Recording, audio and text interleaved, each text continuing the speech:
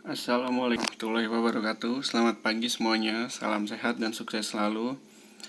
Kembali lagi dengan pelajaran sosiologi. Sebelum memulai pelajaran, pastikan kita semua sudah berdoa. Fokuskan juga pikiran kalian pada pelajaran, dan jangan lupa siapkan buku paket dan buku catatan kalian. Jika ada poin-poin yang penting, silahkan dicatat. Pada pertemuan kali ini kita masih membahas mengenai konflik, kekerasan, dan perdamaian. Dilihat video penjelasannya sampai habis. Sudah siap? Mari kita mulai.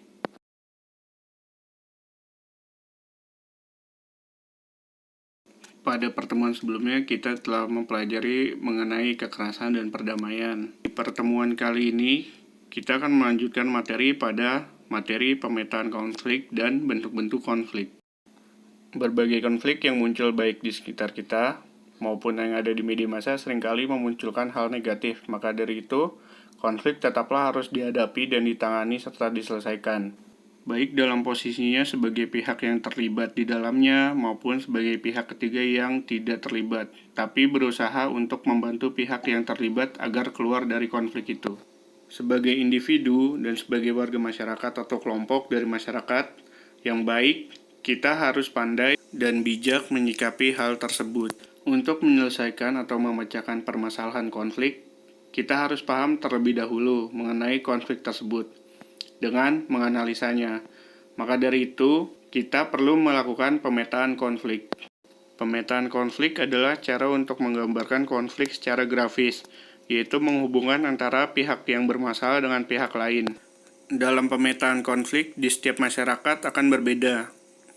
Di masyarakat satu bisa jadi akan menghasilkan pemetaan konflik yang sederhana, sedangkan di masyarakat lain akan menghasilkan pemetaan konflik yang lebih rumit. Bisa kalian lihat pada gambar contoh di bawah ini, yang sebelah kiri gambar bentuk peta konflik yang sederhana, yang sebelah kanan contoh pemetaan konflik yang lebih rumit. Dalam bentuk pemetaan konflik, kalian bisa lihat pihak mana saja yang berkonflik, apa hubungannya, apa masalahnya, dan siapa yang bisa berpotensi untuk meredakan konflik. Dari pemetaan tersebut, kalian bisa lebih mudah dalam menganalisa guna melakukan penyelesaian konflik.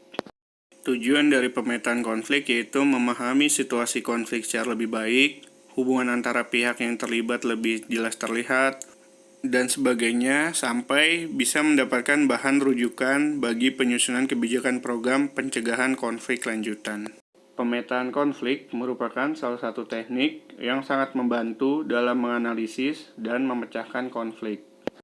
Menurut Simon Fisher, pemetaan konflik ini meliputi pihak-pihak yang berkonflik dan aspirasi dari berbagai pihak. Pemetaan konflik ini adalah cara untuk menggambarkan konflik secara grafis, yaitu menghubungkan antara pihak yang bermasalah dengan pihak lain. Kalian bisa lihat panduan mengenai pemetaan konflik menurut Hukmial. Mulai dari siapa yang menjadi inti pihak bertikai, apa hubungan dari pihak yang bertikai, apa persoalan konfliknya, apa perilaku akhir-akhir pihak yang bertikai, siapa pemimpin pihak yang bertikai, dan sebagainya. Selain Hukmial, Amar Badala juga membuat suatu model dalam pemetaan konflik dengan model SIPA-BIO yang merupakan singkatan dari Source, Issue, Practice, Attitude, Behavior, Intervention, dan Outcome. Lihat buku paket halaman 144. Melalui pemetaan konflik, maka dapat diketahui secara lebih mudah dan akurat hal-hal sebagai berikut. Yang pertama, identitas para pihak yang terlibat, baik yang secara langsung maupun yang tidak langsung. Yang kedua, jenis relasi pihak yang terlibat. Yang ketiga, berbagai kepentingan yang terlibat dalam konflik. Yang keempat, berbagai isu yang terlibat dalam konflik. Yang kelima, pihak yang dapat didorong dalam melakukan resolusi konflik. Seperti pada contoh gambar peta konflik yang sudah kalian lihat. Untuk menganalisa konflik lebih lanjut, kita harus tahu klasifikasi bentuk-bentuk konflik. Yang pertama, menurut Surjono Sukanto, ada konflik pribadi. Konflik ini terjadi antara dua individu, atau bisa juga disebut konflik yang terjadi antara perorangan. Selanjutnya, konflik rasial. Konflik rasial adalah pertentangan kelompok ras yang berbeda kepentingan dan kebudayaan, akhirnya saling bertabrakan satu sama lainnya. Dari namanya saja kita sudah mengetahui bahwa konflik ini timbul terutama karena perbedaan ciri fisik. Selanjutnya ada konflik politik. Konflik ini terjadi akibat adanya perbedaan kepentingan atau tujuan politik seseorang atau kelompok. Selanjutnya, konflik antar kelas. Konflik ini merupakan pertentangan antara dua kelas sosial yang berbeda. Konflik ini terjadi umumnya dipicu perbedaan kepentingan antara kedua golongan tersebut, biasanya antara kelas atas dan kelas bawah. Yang terakhir, konflik internasional. Konflik internasional yaitu pertentangan yang melibatkan beberapa kelompok negara atau blok karena perbedaan kepentingan. Berikut merupakan contoh masing-masing dari konflik yang sudah saya jelaskan. Yang pertama, contoh konflik pribadi, yaitu konflik antara suami dan istri atau masuk ke dalam konflik rumah tangga. Yang kedua, ada contoh konflik rasial yang terjadi di negara kita sendiri. Contohnya kasus yang terjadi di Malang dan Surabaya yang dipicu akibat melecehkan ciri fisik salah satu ras, yang mana salah satu ras tersebut disamakan dengan binatang. Lalu konflik antar kelas sosial, contohnya demo antara buruh dan pemilik perusahaan. Selanjutnya, contoh konflik politik biasanya terjadi saat pemilu, di mana tiap-tiap calon pemimpin beradu argumen gagasan guna mendapatkan suara dan menjadi pemimpin. Selanjutnya, konflik internasional, contohnya konflik antara Korea Utara dan Korea Selatan, atau Palestina dengan Israel, atau perang dingin antara Amerika dan Rusia, dan sebagainya. Bentuk konflik selanjutnya menurut Ranjabar. Yang pertama, konflik individu. Konflik yang terjadi dalam mental atau diri seseorang karena suatu hal. Hal tersebut bisa berupa pilihan yang berbeda dengan kata hati. Pada umumnya, konflik individu lebih bersifat informal atau tersembunyi. Misalnya saja, ada seseorang yang sudah lulus SMA. Dia bingung atau galau memilih jurusan mana yang akan ia tuju untuk melanjutkan pendidikannya. Nah, konflik dalam batinnya itu disebut konflik individu. Yang kedua, konflik kolektif. Konflik kolektif merupakan suatu konflik yang melibatkan banyak orang, serta memiliki tujuan dan kepentingan yang sama. Misalnya, penertiban pedagang kaki lima yang dilakukan oleh Satpol PP. Bentuk konflik selanjutnya, menurut Ursula Le Guin, yaitu adalah konflik dengan orang tua sendiri, konflik dengan anak-anak sendiri, konflik dengan keluarga, konflik dengan orang lain, konflik dengan suami atau istri, konflik di sekolah, konflik dalam pemilihan pekerjaan, konflik agama, dan konflik pribadi. Pada bagian ini, sengaja saya tidak berikan penjelasan karena saya anggap mudah, dan apabila ada yang kurang mengerti, silahkan ditanyakan bisa lewat WhatsApp.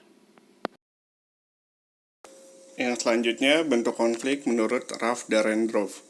Yang pertama, konflik antar peran-peran sosial. Merupakan suatu kondisi di mana seseorang mendapati kenyataan yang berlawanan dengan perannya dalam kehidupan nyata. Misalnya, seorang ibu yang juga karyawan, yang pada akhirnya menjadi konflik peran antara dia harus mengurus anak dan juga harus bekerja di kantor. Atau seorang polisi yang sedang melakukan tugasnya untuk menindak pelanggaran lalu lintas, di mana dia harus menindak anaknya sendiri. Yang kedua, konflik antara kelompok-kelompok sosial. Konflik antara kelompok sosial terjadi karena adanya perbedaan kepentingan tiap kelompok. Misalnya saja kericuhan antar supporter sepak bola. Selanjutnya, konflik antara kelompok terorganisir dan tidak terorganisir. Konflik ini biasanya terjadi saat unjuk rasa, di mana polisi sebagai kelompok yang terorganisir dan pengunjuk rasa atau massa sebagai kelompok yang tidak terorganisir. Yang terakhir, konflik antar satuan nasional. Konflik ini bisa disebut juga konflik antar kepentingan organisasi. Misalnya antar partai politik, antar negara, atau antar organisasi-organisasi internasional. Nah, setelah memetakan konflik dan mengetahui bentuk-bentuk konflik, langkah selanjutnya adalah memahami dinamika konflik. Menurut Ware dan Bartos, dinamika konflik dapat dilihat dari tingkat kekerasan. Selain itu, untuk memahami dinamika konflik adalah dengan melihat sumber konflik. menganalisa karakter hubungan di antara berbagai pihak yang berkonflik, mencari model tindakan yang harus dilakukan, dan yang terakhir adalah melihat penahapan konflik. Nah, tahapan dinamika konflik menurut Fisher adalah sebagai berikut. Yang pertama, prakonflik adalah adanya situasi ketidaksesuaian antara pihak satu dengan pihak lain. Yang kedua, konfrontasi adalah mulai terbukanya suatu konflik. Dalam hal ini, pihak-pihak yang merasa ada masalah akan melakukan perilaku konfrontasi. Yang ketiga, krisis adalah puncak terjadinya konflik atau pecahnya suatu konflik. Yang empat, pasca konflik atau setelah terjadinya konflik adalah keadaan yang mengakhiri berbagai konflik atau konfrontasi. Pada tahap ini, hubungan antara kedua belah pihak sudah mengarah ke keadaan yang normal kembali. Oke, cukup sekian materi yang saya berikan pada hari ini. Apabila ada yang ingin ditanyakan, silakan ditanyakan bisa melalui WhatsApp saya. Saya sangat menerima pertanyaan-pertanyaan yang kalian ajukan. Jangan lupa dicatat materinya. Semoga materi pada pertemuan kali ini bermanfaat. Jangan lupa dicatat. Dan jangan lupa absen. Bagaimana cara absennya? Lihat di Google Classroom. Yang terakhir, ingat selalu jaga kesehatan, ingat selalu 3M, jaga jarak, mencuci tangan, memakai masker. Sampai jumpa di pertemuan berikutnya. Terima kasih. Assalamualaikum warahmatullahi wabarakatuh.